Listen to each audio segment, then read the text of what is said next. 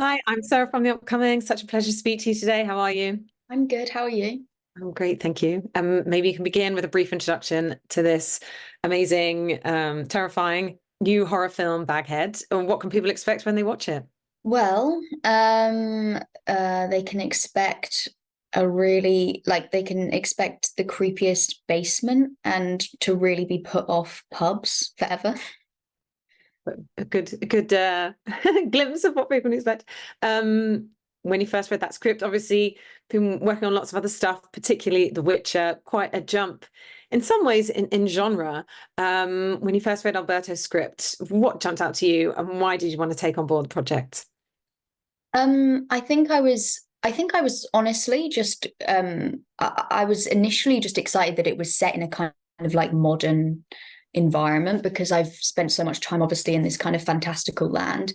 And even though there's obviously the supernatural side of the film, there being that kind of modernity was kind of like different for me, which was nice. And then obviously getting to do a film and get to sort of lead it alongside Jeremy and Ruby was a great opportunity, and to work with Studio Canal, who are brilliant, and try and bring a sort of level of depth to something that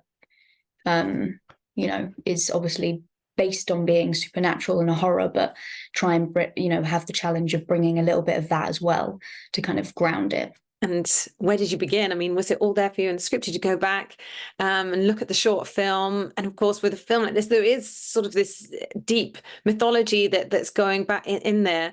Were you watching other kind of horror films to take cues from those? What was the sort of prep like for you? I think my prep was mainly around, for me, like with most roles, I just want to have their backstory covered and everything that's happened to them prior to whatever's happening in the film.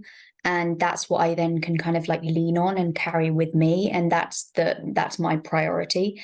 All the other element of the supernatural element that obviously she's experiencing for the first time within the film, that I want to just leave up to the moments. And so yeah, it was about figuring out the backstory. And I spoke to some people that had been in foster care, and it's like, stuff that for it's a horror film, like it's stuff that might not even be necessarily noticed, but for me personally, that's the thing that roots me and makes me feel confident, and that's the thing that I lean on the most, I would say. So that's why that was mainly my prep. Watching it, I felt like, it's very much rooted in kind of the trappings of the genre, kind of the haunted house, but it's a really fresh twist on it, this kind of shape-shifting, figure in the basement. Did you grow up watching a lot of horror films? Did you have any favorites? Or is this something quite new for you? Yeah, I don't think I grew up watching much horror. I don't think that's a genre that I instantly go towards, but I appreciate it. And I think that there's definitely obviously like a massive space for it and people love that stuff. And I tell you what I did actually have. I had a phase when I was probably 15 where all of us at break time at school would sit down and watch all the horror trailers. I don't know where that obsession came in, but we were obsessed. We wanted to like spook ourselves out.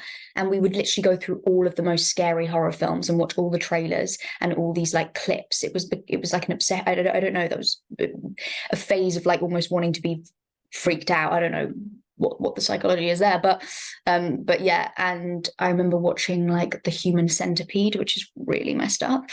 And um and but I would say the thing that the earliest I watched a horror film was when I was 10, and my dad showed me this ghost film that he watched when he was that age, and it really freaked him out at that time, and it was cool. So it's like a super old movie, sorry dad, but it is. And it's called Lost Hearts, and anyway, I won't go into it, but that really spooked me out at the time. Like when I was younger, ghosts freaked me out so much. And I would say that that's like my it has to be like my favorite because it was the first one I watched. But I remember my dad at the time was saying he thought it just looked so, old and dated and kind of like the makeup's bad. But from my side, I was like, and I still will look at clips of that and still find it kind of spooky. I find those, like, I feel like any ghost film, horror film that's shot a while back is always creepier, because obviously the film quality is kind of like old as well, so it's just spooky. But yeah. And you were saying there, trying to kind of get under the skin of the sort of the emotional beats of the story and the character. And, you know, she is kind of going on this journey through grief, and then almost maybe the obsession and the temptation to communicate with this figure kind of is born out of that. So, you know, how did you kind of get under the layers of all of that and the intricacies of the journey that she goes on? Yeah, I think the priority for me was really, and that's what I meant when like thinking about the backstory, because that's what I had to lean on to bring some kind of like logic to why she stays there. And obviously, like, there's a supernatural element to the fact that, you know, the director and producers were kind of saying, oh, well, as she goes along, she's kind of getting like possessed in a way by it, because she's connected to the house and kind of in a way an heir to that creature. But I had to kind of root it in something a little bit more real, I guess, just because that's what allowed me to kind of like make sense of it in a certain capacity. Yeah, it was about, for me, just really understanding that she has had nothing and is really struggling to you know, struggling with surviving through life, having, you know, lost a lot and not really having had a support system around her, and kind of feeling like she's had a lot of bad luck, I'd say, you know. And so I think there's an element of her seeing this as an opportunity to have a purpose and to have something for once in her life. And so I think she's kind of willing to risk things for that feeling that she hasn't really been able to experience much in her life. So yeah. And what was it like working with your fellow cast, I guess, in particular Ruby, you know, and maybe developing that relationship between the two friends, which obviously also, you know, goes on a journey, and there are some sort of, you know, emotionally tense moments. So what was it like working with them?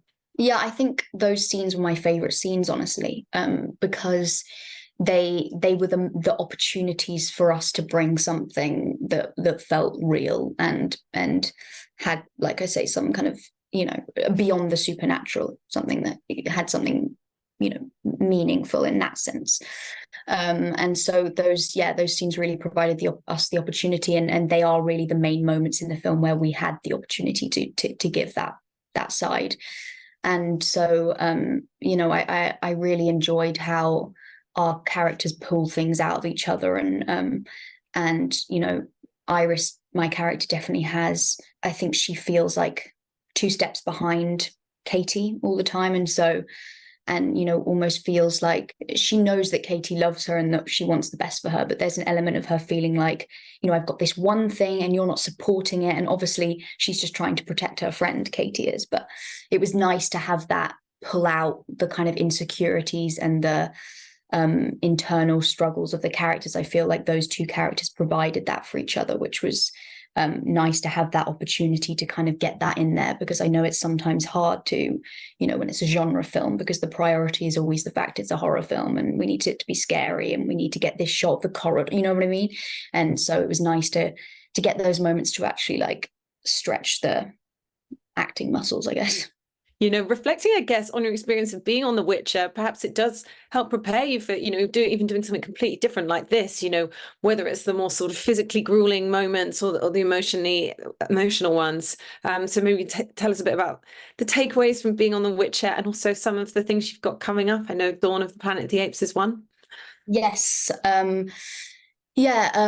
mean, strangely, I actually feel like it definitely was, in a way, more of a challenge, all the stuff in the basement with the monster, because I mean, obviously, when you're living in a fantastical land like The Witcher, there are moments where it's kind of like, how does that really add up? How does it make sense that that character's doing that or whatever? And there's, you know, always those debates going on. But I think in a horror movie, it's heightened even more. You know, it's renowned that, you know, you're always shouting at the screen going, why are you doing that? And that's kind of how it is when you're shooting it and playing those characters. You know, you're constantly struggling to really understand why this person is doing what they're doing. And so actually I strangely found it, probably those supernatural elements, harder than The Witcher. I don't know why, but it was like a learning experience, and I'm glad to have had that, and it really prepped me into going into something like Planet of the Apes, because I really had to, you know, a lot of the time work with quite literally nothing.